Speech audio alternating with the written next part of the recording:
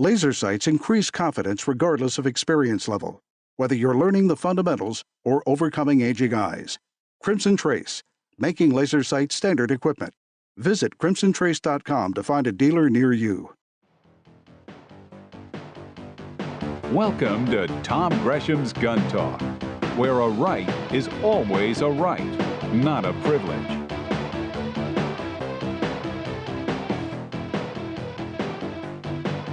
Alrighty, we're with you. It is Tom Gresham. We're still talking about guns because nobody can make us stop. Welcome. It's Gun Talk. We're having a bunch of fun around here. If you'd like to be a part of it, just give me a call, 866-TALK-GUN. That'll get you in. Where one of the things we're talking about, we have a number of different things going on right now. One of them is firearms museums, or museums that have some firearms aspect to them. That may not be what you'd call a firearms museum exactly. And there are a lot of them around. We're getting a lot of information. Let's see, from John, I get this from Ligonier, Pennsylvania. It says there's a Fort Ligonier that has been restored to its original configuration of the French and Indian Wars, 1756 era. It said last week was Fort Ligonier Days. It says we were too late for that, but at Joe's bar, there's an extensive collection of critters that Joe harvested from several continents. Well, good to know. Good for Joe.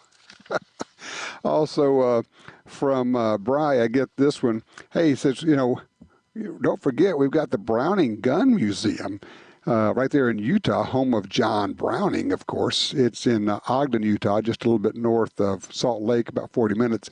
I've been to that one, which is very cool, of course. It is, and Bryce says, look, it's not as big as the Cody Museum, but they really have a lot in there. They have some miniatures, as I remember. What was interesting to me was learning, I knew that John Browning was genius. I just didn't know how brilliant the guy was. If you are in the Salt Lake area, it is absolutely worth the trip to go up to Ogden to see this museum. It's not huge, but it's very impressive. It's interesting that after all these years, some of his guns are still being used in the military. And of course, a ton of people are still using, obviously, the 1911.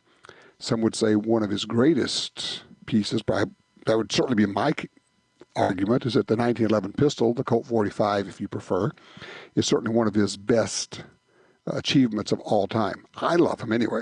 It's fun to shoot. By the way, our number here is 866-TALK-GUN, or just Tom Talk Gun. Al is with us out of Spokane, Washington on line 3. Hello, Al. Sounds like you had an interesting hunt. Well, yeah, I just returned from British Columbia on a moose hunt. Mm-hmm. And I've been up there before, and I was listening to you talk to that gentleman helping the veterans do some hunting. Right. And the way they hunt up there, what I call an old man's hunt, is that they have these clear cuts about 4 or 5 miles long, maybe a couple of miles wide. And we drive through these clear cuts, and the moose seem to like the fresh growth that comes up after they've been through their logging. Sure, okay. Makes sense. And there was 8 of us hunting up there. It's the group I was on. Mm-hmm. And 7 out of 8 got a moose. Oh, man. One got a bear. Yeah. And it's basically, they just drive through these clear cuts, and they see something, they get out of the truck and shoot it. So it sounds like what you're saying is that this might be a good option, that kind of a hunt, for taking some veterans who don't have mobility. Exactly. And the only problem I can see with it, it's a little on the expensive side. Right. It's about $5,000 plus tags and license. Uh-huh. Well, it's a worthwhile thing to do, and when we can find hunts like that, it works. And look, I appreciate the call. It's a great idea. One of the things that I've been impressed with is with the HAVA group that we were just talking with Tom Taylor about last hour, is they design, people have some really cool systems for getting some of our veterans, wounded veterans, out in the field, whether it's a track vehicle or a tree stand that is powered, so that if you can get them in there in a wheelchair, it will electronically or electrically lift them up and get them up 15, 20 feet up, so they're now in a tree stand. It's just, there's a lot of cool systems out there and ways to get people in the field. It's pretty slick and very worthwhile. Let's see, line one, Charles is with us out of California. Hey, Charles, you're on Gun Talk. Good afternoon. Hey I there. wanted to tell you about a museum that I thought was outstanding. And a lot of people don't know too much about World War I, but you sure learn a lot Yeah. when you go to the World War I Memorial Museum in Kansas City, Missouri. And what's interesting is, of course, that war was mostly fought in trenches, and their museum is laid out with a lot of catwalks that you can go through and look down in the trenches, and actually you feel like you're down there in the war itself. But they have some of the best guns. They had a 50 caliber sniper rifle that I didn't even know they had back in World War I. That thing must have a 4-foot barrel on it. It's unbelievable. Thing must weigh probably 40 pounds. It is a terrific museum. I've been to the World War I Museum. I've been to the World War II Museum in New Orleans, and the World War I Museum in Kansas City is every bit the equivalent of that. You remember when you go in, there's this big, long walkway as you head into the building, and it slopes down. You're kind of heading down into the building, aren't you? Yeah. And then I wanted to tell you about a gun I purchased, a Smith & Wesson Model 351 PD Autolite. It's a 22 mag revolver, 7-shot, snub nose, loaded. It weighs less than a pound. And it's got a high-vis front sight. And my property up here is, on old maps, it's called Rattlesnake Ridge, so you know what I use it for. So, it is a super lightweight 22, and is it 22 Magnum or 22 long rifle? 22 Magnum, 7-shot revolver, snub nose, J-frame, and it's got a high-vis front sight. And let me tell you, at 15 yards, you don't get them out of the black. It's deadly. Now, are you using regular bullets, or are you using shot cartridges in that for snakes? Well, I keep the first 3 with shot, and the last 4 are regular 22 mag bullets. That makes perfect. That makes perfect sense. Now, the question is, have you had occasion to use that on Rattlesnake Ridge there? 56-incher with 17 buttons. Jeez. Okay. Yeah, and when I skinned it out, it was a hungry little guy. It didn't have one wood rat in it. It had 2 back-to-back in it. He was greedy. Yes, he was. Greedy grandpa. There you go. Hey, cool. I love the range report. Very good. That's a great revolver. And you know me, I love my revolvers. Thank you, sir. I appreciate the call. All right, 866-TALK-GUN gets you in here. Range reports are certainly welcome. Anything that you're carrying, anything that you're shooting, anything that you're thinking about buying. And you know what? If you're brand new to all this, and it sounds like, man, this is involved and complicated and all, I can help you. If you're thinking about buying something, give me a holler. We will walk you through the process. 866-TALK-GUN.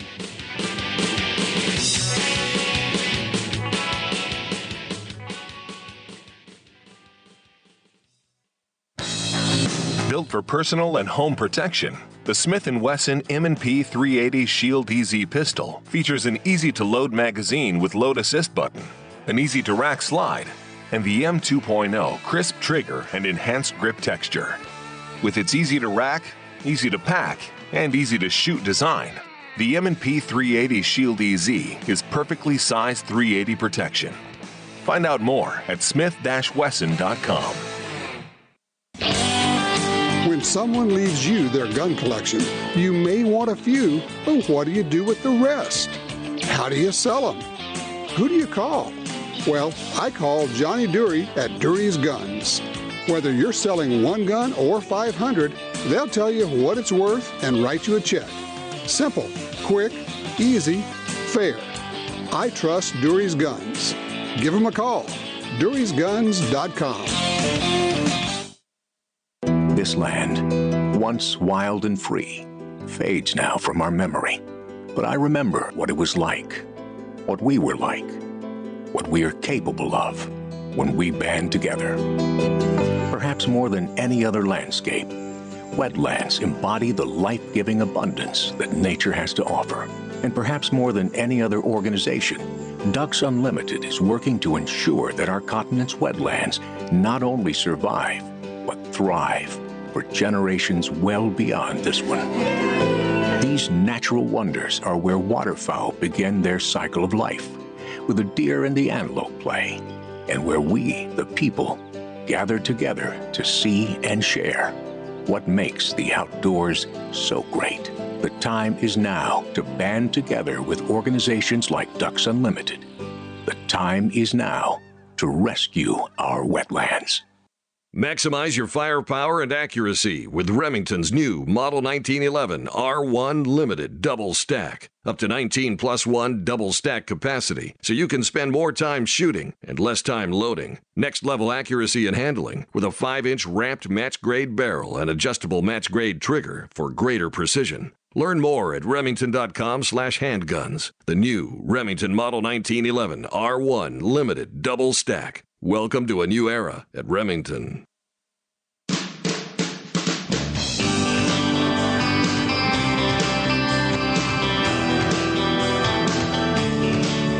This is interesting. Let me click. Senator Kennedy from Louisiana has introduced a bill, Senator John Kennedy, by the way, not related to the Kennedy dynasty, JFK, et cetera, has introduced a bill proposing legislation that prohibit the federal government from granting contracts to banks that discriminate against lawful businesses based only on social policy considerations. What that's about is the old Fast and Furious, not Fast and Furious, the project, what do they call that? Choke Point, Operation Choke Point, which was an Obama administration program to deny financial services to the firearms industry, as well as some others. What's happened is Operation Choke Point is no longer there, but a number of banks and financial institutions have taken it upon themselves to say, we're just not going to do business with you guys. We don't actually approve of your legal, lawful, highly regulated business, so we're not going to allow you to have a bank account or to have financing or to have loans. So we're cutting off gun companies and gun stores and people that make stocks for rifles and anything else. Well, what Senator Kennedy is saying, well, okay, but if you do that, then you're not going to be able to get any government contracts, federal government contracts. He is a member of the Senate Banking Committee, Kennedy is. He says this bill should certify that, like Citigroup and Bank of America, which enacted policies infringing on the Second Amendment rights of businesses, they will not be awarded lucrative federal contracts. That's cool. We like that one. Let's see. Line 2, Jim's with us out of Milwaukee. Hey, Jim, thanks for your patience. Hello, Mr. Gresham. Yes, sir. Thank you for taking my call. I have a question following up on last week's show. You had mentioned during a talk on home invasion that you had spoken with someone and there was a cheap or free thing that you could put on or near your door that would all but prevent an errant or a misguided SWAT no-knock raid. Well, yeah, it's one of those deals that maybe it would, who knows, but it's an option. This was told to me by a former law enforcement SWAT guy who evidently had run into this somewhere. I've not tried it, so let me just say right up front, I have not tried this. Okay, it sounds as though it would work, though, and I believe him. It was simply this, as weird as it sounds. Now, of course, this assumes your front door is not glass, because if it is, then they'll break the glass and walk in through the hole. But if your front door, or whatever door it is solid enough to keep people from just walking through it, you take your Milwaukee drill and you drill a hole in your floor right behind the door. And then you drop a long-bladed screwdriver into the hole. That's it. Oh, that's a great idea. That's just a good idea in general. You just, as you think about it, and you want it so that the handle of the screwdriver is pretty much up against the door. And he said, you can't open the door. Now, I don't know that that's true. It's just one of those reports I've heard. But if you had like a home invasion folks trying to kick in your door, said, they'll have to take the hinges off and break it from that side and open it from that side to get in. So I thought, well, I don't know if that's true, but it sure sounds as though it would work. So I pass it along for whatever it's worth. I mean, I have no knowledge of it, no experience with it, and it's offered with absolutely no guarantee or warranty, okay? Well, I appreciate that. I'll give it a try, and if anyone tries to kick in my door, I'll give you a call back and let you know how it went. Yeah, let me know how that works out for you. Thank you, Jim. I appreciate that. All right, let's see. Let's go to line one. Rick's with us out of Pelican Rapids, Minnesota, where we're talking about museums here and there that we've run across. Hey, Rick, you got one for us? I do, Tom. This is a great museum if a person has any interest in black powder firearms. Out in Chadron, Nebraska, western Nebraska, there's a museum called Museum of the Fur Trade. And they've got dozens, maybe hundreds of examples even of black powder long guns primarily. Now, do you know what town it's in? Chadron. Chadron. C-H-A-D-R-O-N. Huh. I've not heard of that. Now, does it also incorporate any information about, for instance, the Lewis and Clark expedition? Oh, yeah, there'll be some. And that's what originally brought me there. I have an interest in some of that kind of history. Right. But so I found out about it, and then we made our way. It's a little bit off the beaten track, but it's well worth a trip over there. In fact, my wife even said I would come back here, and she has absolutely no interest in firearms, but she was interested in the rest of the museum. Just in the history of it, yeah. This is Chadron, Nebraska. Yeah. I'm looking it up now for people. It's called the Museum of the Fur Trade in Chadron, Nebraska, and on the internet it's furtrade.org, furtrade.org. That's cool. How long did it take you? I mean, it's like a big museum. It take all day, or is this like a half-a-day visit? I would say a half a day would cover it. Okay. It's a former trading post, actually, but it's just packed full of very interesting material, and they've got a lot of historical artifacts and a great library. You could just go there just for the library alone if you had an interest in that sort of thing. So, now, are you are black powder guns your thing? Well, I've got black powder, and I've got more modern. I've got a few military repos. I like all of them, I guess. And therein lies the problem, right? Yeah, exactly. I understand. I mean, I get it. If you can't narrow it down, then it means you have to have something from every different category. Yeah, I got started doing some black powder work when one of my sons became interested, and it was a way for us to spend time together. And then I built a few, but my most recent acquisition is actually a SIG P365, and I just love that little thing. So I'm all over the place. You are. Okay, so you're one of the lucky ones. You were able to get one because you know that they are in crazy demand. People are trying to find them everywhere now. Yeah, I bought mine. I actually read about it getting close to a year ago that they were going to be introduced at the SHOT Show. But I started working on getting one last January, and I was fortunate, picked up, about mid-February, I picked up one of the early ones. And the day when I went to get it, they actually told me, they had a few problems with the early one. All of the new ones now are going to come with X-ray sights and so forth. So I ended up picking up the current run, I guess you could say. Okay. Good deal. I'm tickled. I am tickled with it. It's an absolutely wonderful little sidearm. It's another in the list of options that we have, which is great. I mean, I love my P365. I also at times will carry a 1911. I also at times will carry a Springfield Armory XDM 3.8. And I honestly, and sometimes an LCP, I honestly can't tell you why sometimes. Now, the LCP I'll carry sometimes because I really need to go low profile, and I can put that into a rear pocket in a holster, a recluse holster, which just looks like nothing. You can't even tell you're wearing a holster. But, you got to have more than one. You can't just have one because we have different situations, right? Exactly, and that's the fun of it, I think. So I enjoy that. I do. But Absolutely. my wife says, my wife asked me if I'm done yet, and I said, "Oh heck no!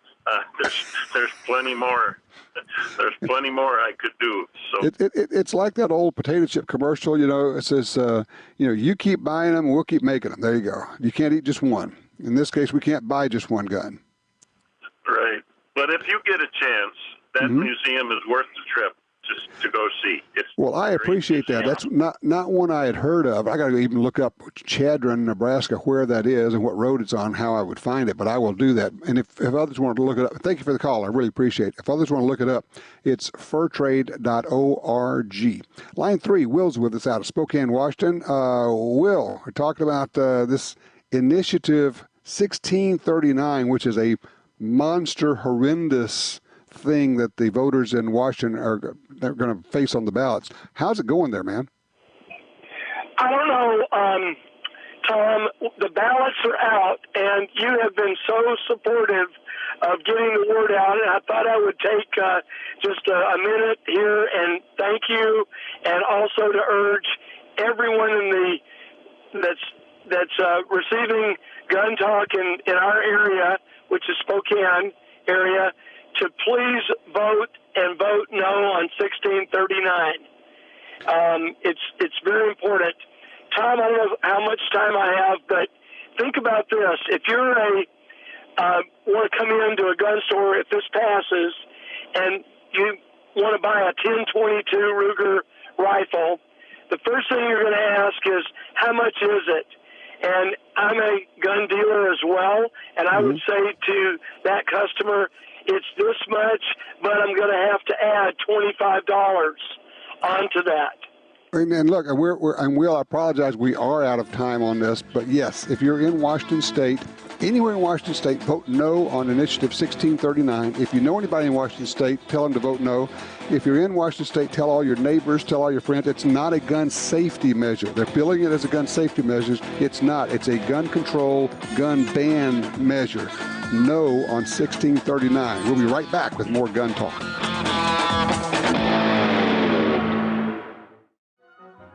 This is Milo Lardbottom, Junior Under Assistant Deputy to the Assistant Director of Deputy Affairs for the Department of Homeland Security, with a special message for listeners of Tom Gresham's Gun Talk. We know who you are. We know where you are. You're right by your radio. We have special cameras that can see into your radio. I have a special monitor built into my aluminum foil helmet. We are watching you, so don't try anything funny, Buster. And we are back. Tom Gresham here. It's Gun Talk. Our magic number. That's the easy way to get in here. 866-TALK-GUN, or just dial me at Tom Talk Gun. That'll certainly get you in here. Folks are doing that right now, and we're pretty much open lines. If there's something you want to talk about, if it has to do with guns or gun safety, we can certainly do that. By the way, I just heard a report. I have not been able to find a report of it online, but from somebody who should know. Some folks at an auction house, they were handling firearms, getting ready for an auction, and somebody accidentally, negligently, however you want to put it, fired around and killed somebody in the auction house.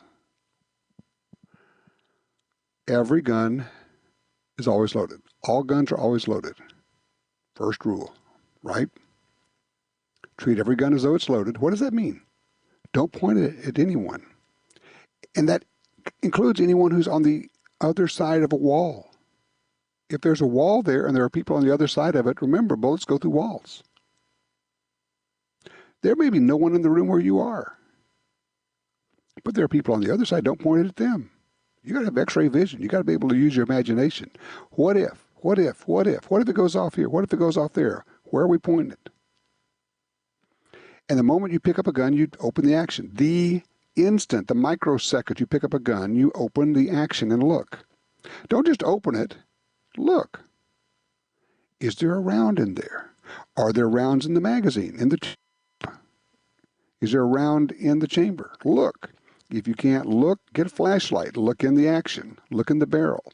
Stick your finger in there. Feel. It not only can happen, it does happen. If someone hands you a gun to look at and they say, it's okay, it's unloaded, bull. It's not unloaded until you look at it. And even when it's unloaded, it's still loaded, as far as how you handle it. Fair enough? Okay. Let's see. Line 2. John's with us. Clovis, California. I am glad to get this call. Hey, John, welcome to Gun Talk. What's it looking like, Biggin? Well, I am really glad somebody remembers Haynes versus U.S., 1968. I've been using that to beat the anti-gun cultists for well over 20 years, and it drives them nuts. When you bring it up, they stop in their tracks like, that can't be right. Right? Yeah, I know. All right, explain what we're talking about, because there are a lot of people that don't know what we're talking about. We're getting kind of deep in the weeds, but this is a very effective tool to have in your toolbox when you're talking about guns and gun control and gun registration with somebody. Go for it.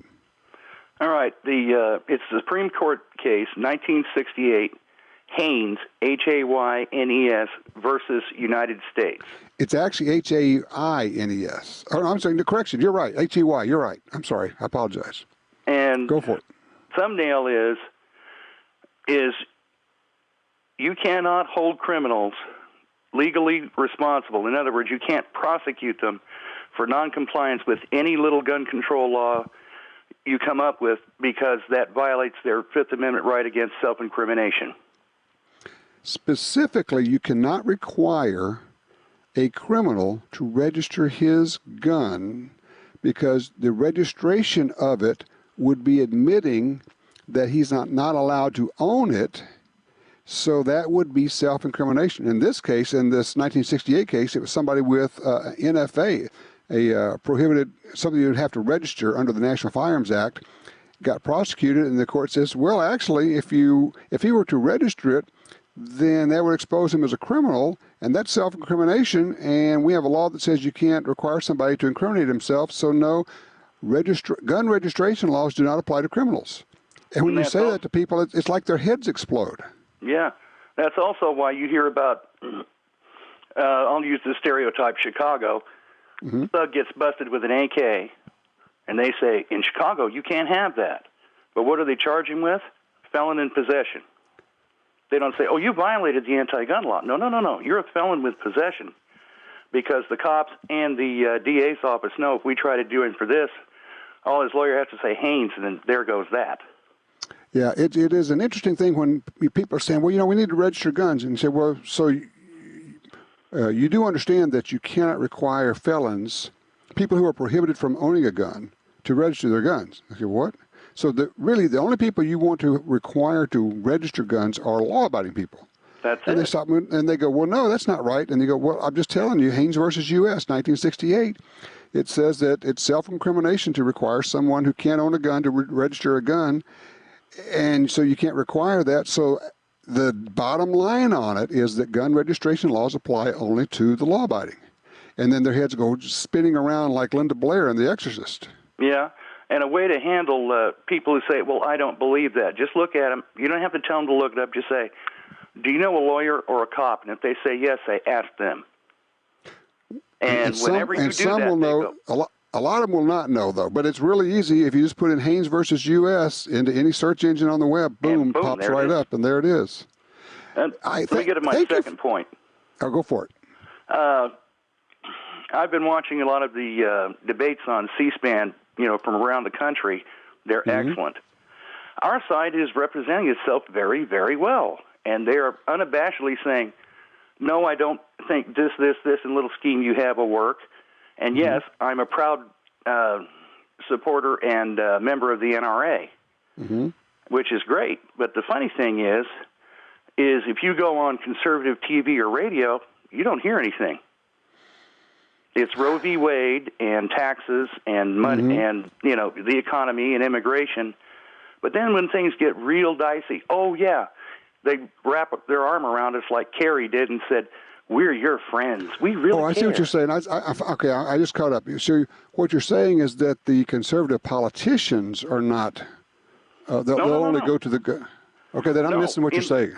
In the debates I've been watching on C-SPAN, guns are brought up regularly, and the Republicans say, your scheme won't work. We need to do this. And, oh, yes, I'm with the NRA. But conservative TV and radio media act like the Second Amendment isn't even there. Well, there's not. You got to understand. Even Fox is not conservative. Fox is more. Fox is the middle. CNN is way out on the left. But there is no right media. There's no right TV. And a lot of the folks on Fox are pretty far left. And even the ones that are kind of center are not.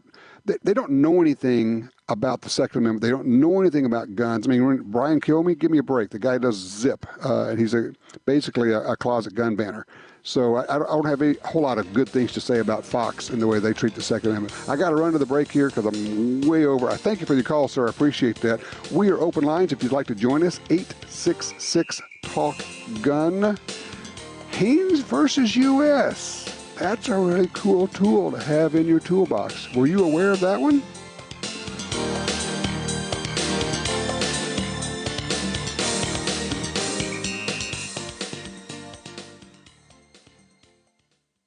It's America's favorite .22 rifle. No matter how, where, or what you like to shoot, there's a Ruger 1022 for you. From the carbine to the incredible takedown models, the tactical and target versions, all Ruger 1022 models have the legendary action and detachable 10-round rotary magazine. Whether you're hunting squirrels or tin cans, there's a lifetime of fun in every Ruger 1022 rifle. See them all at Ruger.com. That's Ruger.com.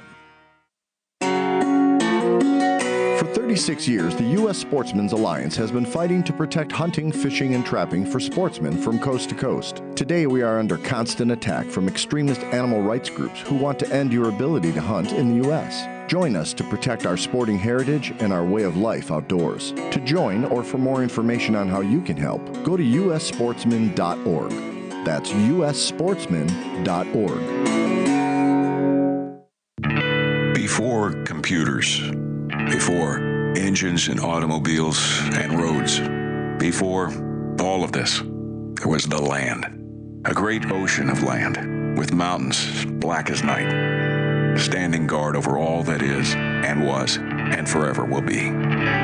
This is the Black Hills of South Dakota, the place that made the people who make the best ammo on Earth. Visit black-hills.com for more information.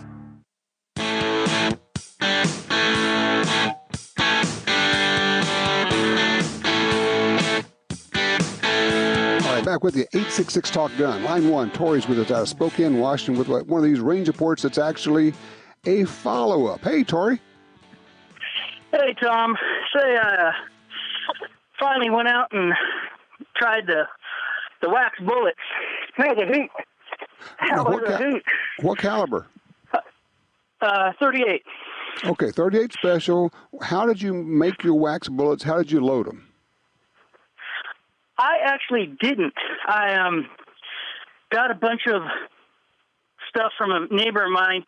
He knows I like guns, and he got it from a gentleman who is too elderly to shoot anymore, and he reloads and all that. Mm-hmm. So he gave me this stuff all set up and done. So It looks like he just took a block of paraffin wax and tapped the case down in it and what's he using for propellant? Yeah. Just the primer? Just primer, yes. Okay, so how'd they shoot? Some would go through a cardboard box and some wouldn't, and I ended up with 2 squibs. Ah, now what happened with the squibs? Did they stick in the barrel? One of them did. Well, actually, they both did. One stuck, and my son was shooting it, and he shot the next round. They both came out. Okay. A little scary. Well, you don't have enough power there. If something gets stuck in the barrel, if you're just using primer, you could fill the barrel full of wax. You'd end up having a candle. No, and I agree with that. They're just scary insofar as failing to recognize that. Okay, I get that. Now, you're shooting out a revolver, so you're getting gas blowing out of the barrel cylinder gap, so you're still getting the sound. So probably the sound isn't much different on a squib than from a load that actually works. Exactly. Okay. And still, it just bothered me we didn't get it. But both my boys, and what you're talking about earlier, the safety.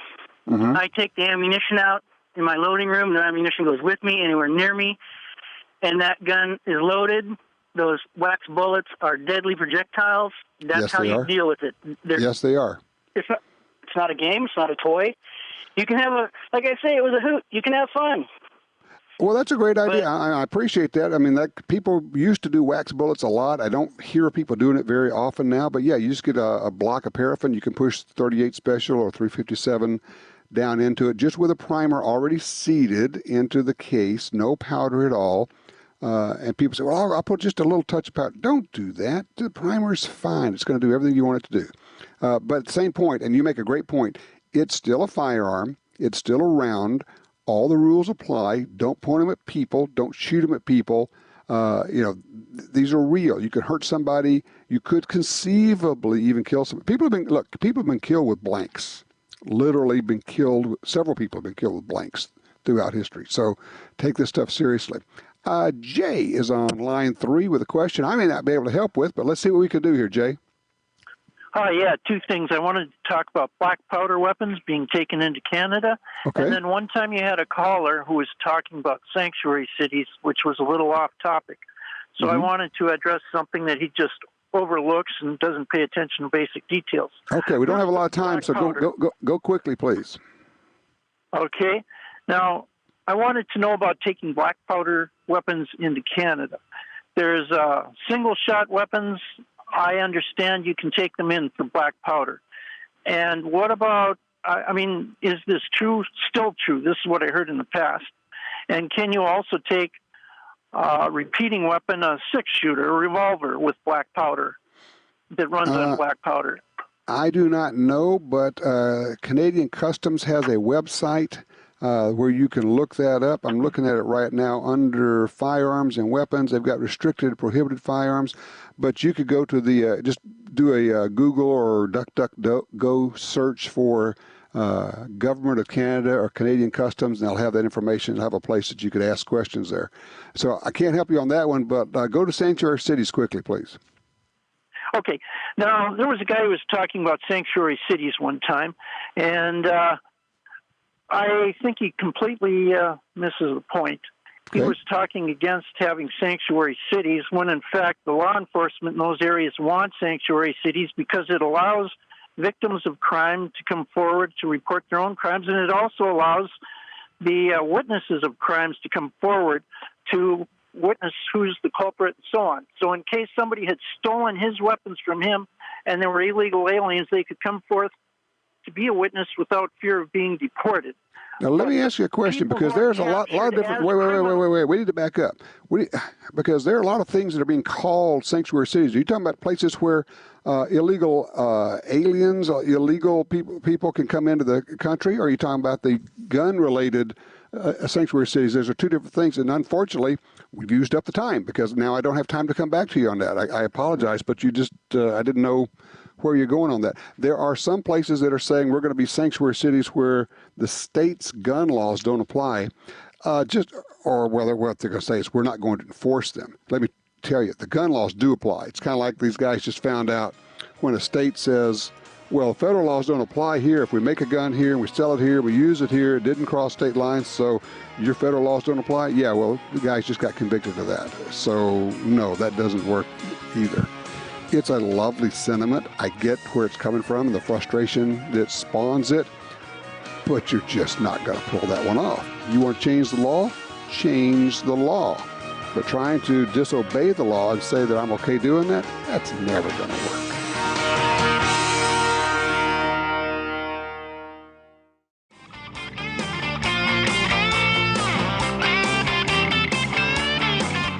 Still having fun. Talking about guns. Hey, Tom Gresham here. 866-TALK-GUN is the magic number. If you want to get into the after show, now is the time. If you haven't checked out the after show, well, shame on you.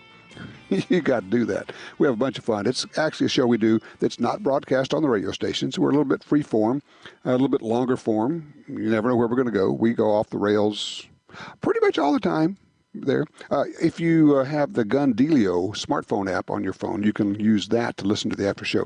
If you don't have that, you need to go ahead and download it on either your Android or your iPhone. It's called Gun Dealio. It's free. You can download it anytime. Let's see here. Line 2. Vern's with us out of Washington State. Hey, Vern. Glad you could make it. Yes. You were asking earlier about rangefinders, and I had bought a Nikon rangefinder, and in the area where I hunt, it's open ground and steep hills, not a tree around. A lot of times you don't even see the deer any closer than a couple 300 yards. And my hunting partner and I had went up the Snake River on an earlier hunt, and we had seen the biggest buck I had ever been around. So he called me up a day or two later and wanted to know if I was still thinking about that one, and I said I sure was. So I had just purchased a new Nikon 4-14 scope for my Ot6, and I went out and dialed it in that night at 350 yards, and we went up there, and you had, because of the bluff on that side of the river where the deer was, you had to cross clear on the other side to even see what was up above. And sure enough, that big buck was there, so he took me a quarter mile downriver and dropped me off. I snuck up along the base of that bluff and then crawled up to the top. And he was up there still, but it was really hard in the tall grass. You couldn't see his legs, and it was way different even than the life-size target I had shot at the night before to judge the distance. But I got my rangefinder out, and it was 362 yards, and I had the bullet drop compensation on my scope. And I dropped him with one shot. He came tumbling down the hill, and I would have never been able to do that without the rangefinder, because shooting uphill and in the grass and a whole different setting than where I'd sighted in my gun, it was really tough to judge just how far away he was. It actually gives you confidence to make a shot that you might pass up otherwise, doesn't it? Exactly, because all the deer I had taken previously were luckily 100, 150 yards at the most. I had just happened onto them, in this open country. That doesn't occur very often, but I was able to get this buck, and he's twice the size rack than any of the others I've gotten, and if I never get a bigger one, I'm plenty happy with that. What caliber rifle were you shooting? 30-06. Perfect. That is perfect.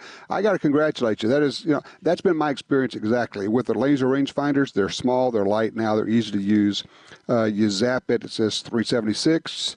You know exactly where your rifle shoots. You've got your ballistic tables. Whether you're dialing it in, whether you're using stadia lines to hold, or maybe you're saying, I know I'm on at 250, so I'm going to hold right on his back line because I know I'm going to get a 12-inch drop, whatever you know the drop to be. It just works. It gives you that kind of confidence. I thank you for that call. I really appreciate that. That's very cool.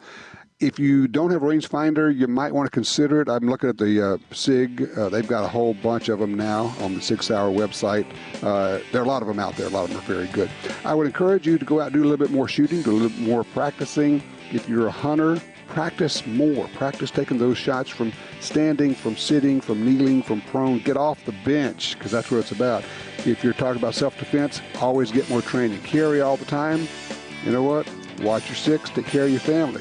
Hey, stay tuned for the after show.